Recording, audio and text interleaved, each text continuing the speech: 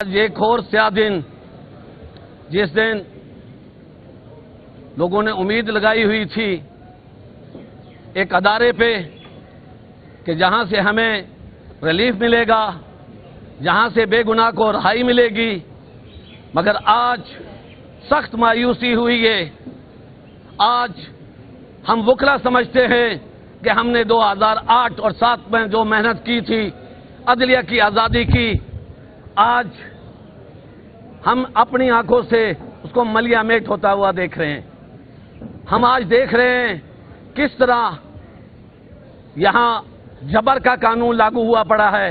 ہم یہاں دیکھ رہے ہیں کس طرح بے گناہ لوگ عمران خان کو کس طرح انہوں نے قید میں رکھا ہوا ہے، ان مقدمات میں جن میں وہ خود ابڈکٹی تھا، جس میں خود ان کو عدالت سے اغوا کیا گیا تھا، جس میں وہ خود بازیاب عدالت کے ذریعے ہوا، اور آج اسی مغوی کو عدالت نے اس کی ضمانت نہیں لی۔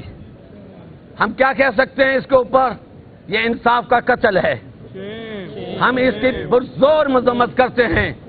ہم ایسی عدلیہ چاہتے ہیں جو انصاف کا بول بالا کرے۔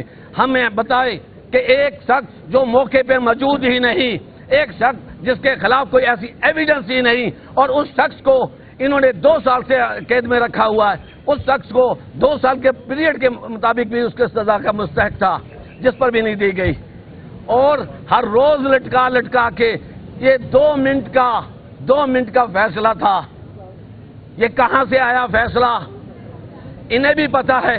کچھ ججز نے کلیئرلی کہہ دیا تھا کہ جہاں اس ہم عدالتوں سے امید رکھ چکے ہیں جو خود انصاف کے لیے خطوط لکھتے پھر رہی ہیں، ان عدالت سے ہمیں کیا انصاف ملے گا؟